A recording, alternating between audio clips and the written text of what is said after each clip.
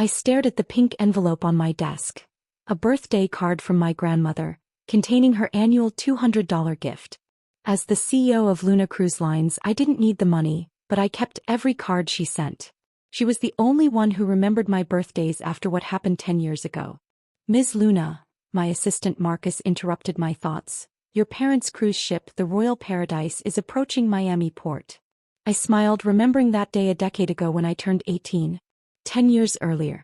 We need to talk about your birthday party, Mom announced at breakfast, not even looking up from her phone. Dad sat beside her, focused on his newspaper. I brightened. My 18th birthday was coming up and they'd promised something special.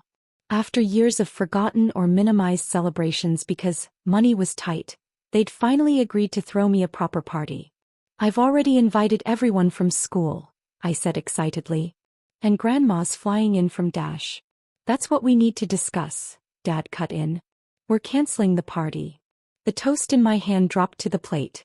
What? But, you promised. Well, something better came up, Mom smiled, showing Dad her phone. Remember that luxury cruise we've always wanted to take? The Royal Paradise has an opening for next week. But, that's my birthday money, I said quietly. You said you'd been saving it specially. Oh honey, Mom reached across the table to pat my hand condescendingly. You're old enough to understand. This cruise is very exclusive. Your father and I need this vacation. We haven't had a proper holiday in years. Because they'd spent every spare dollar on themselves, I thought but didn't say. Besides, Dad added, it's just a birthday. You can celebrate next year. What about all the people I invited? Grandma's already bought her ticket. Dash. You're old enough to handle cancellations, Mom waved dismissively. This is about priorities, sweetie. You'll understand when you're older. I sat there watching them excitedly discuss their upcoming cruise while my birthday plans crumbled. Something inside me hardened in that moment. Fine, I said, standing up. You're right. I am old enough to understand. That's my girl, Dad smiled, still not looking up. We'll bring you back a souvenir. That night I called my grandmother. They did it again, didn't they? She asked, hearing the tears in my voice. The party money, they're using it for a cruise. Those selfish. Dash. She took a deep breath. Listen to me, Sophie. Remember that investment account I set up for you when you were born? The one your parents don't know about. Yes. It's matured. There's enough there for college and then some. Maybe it's time you used it. 2 hours later I had a plan. My parents thought I was too young to understand priorities. Fine. I'd show them exactly what I understood about business and priorities. The next morning they left for their cruise, barely saying goodbye. They didn't notice I'd already moved my essential belongings to Grandma's house. They didn't know I'd withdrawn from the local college they'd chosen for me and accepted a spot at a prestigious business school across the country. And they certainly didn't know that their precious Royal Paradise cruise ship belonged to a company that was badly in debt. Information I'd discovered through Grandma's connections in the maritime business world. Happy birthday to me, I whispered, watching their taxi drive away. In my hand was Grandma's birthday card, containing not just $200, but the business card of her investment banker friend who specialized in hostile takeovers. 10 years later, I sat in my office atop the Luna Cruise Lines building, watching through live feed as my parents' favorite ship docked in Miami. They'd taken this same cruise every year since my 18th birthday, bragging about their tradition at every family gathering.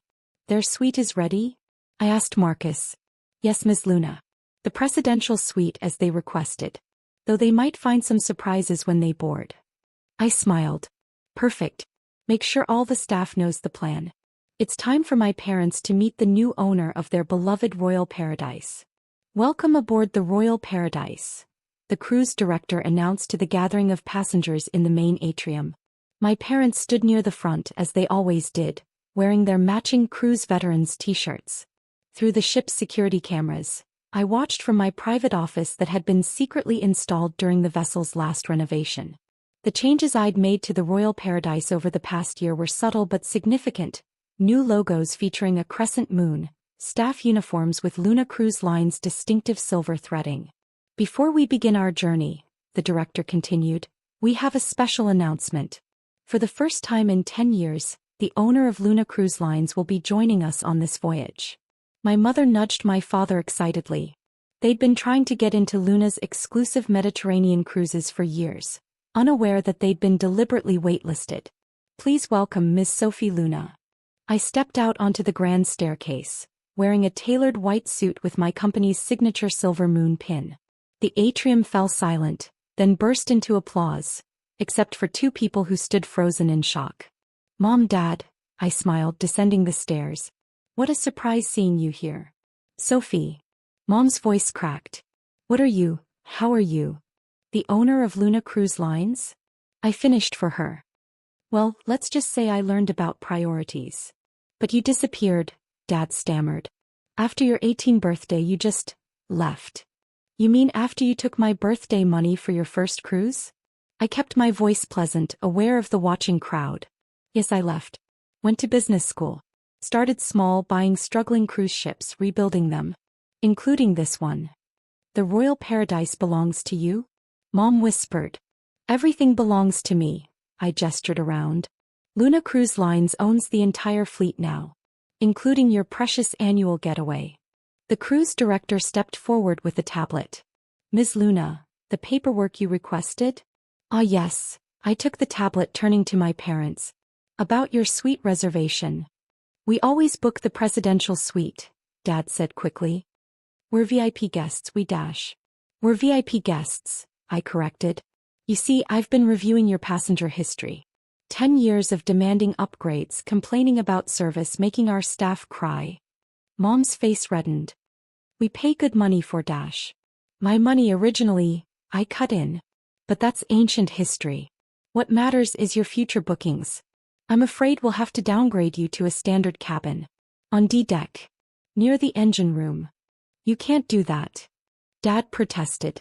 Actually, I can. It's my ship. I handed them their new room keys. Consider it a lesson in priorities. Oh, and one more thing. I nodded to the cruise director, who unveiled a large banner across the atrium.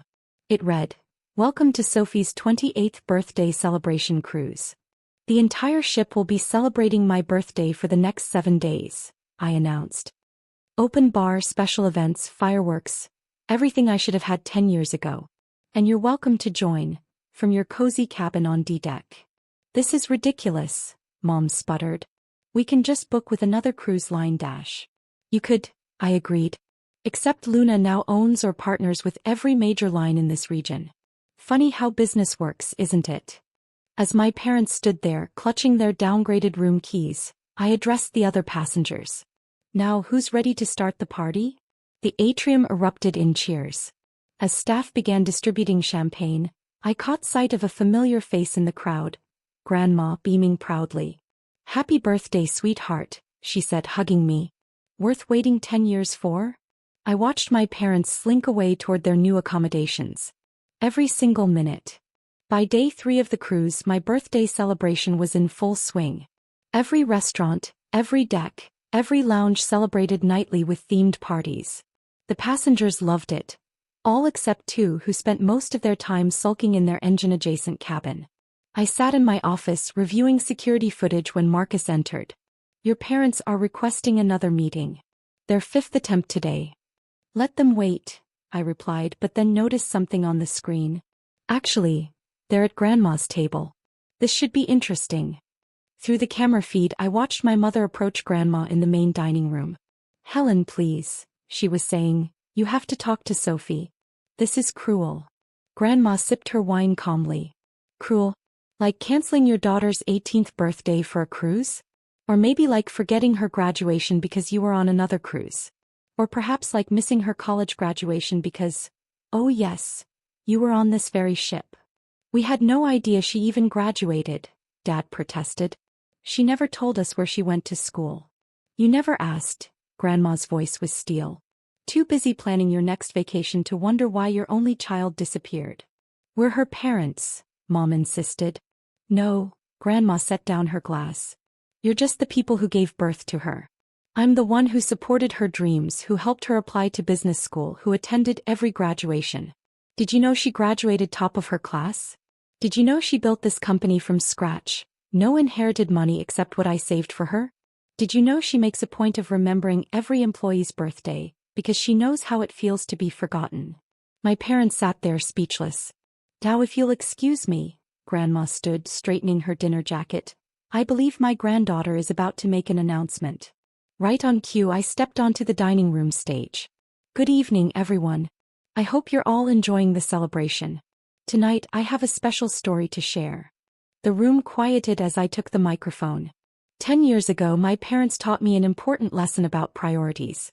They took the money meant for my 18th birthday party and spent it on this very cruise.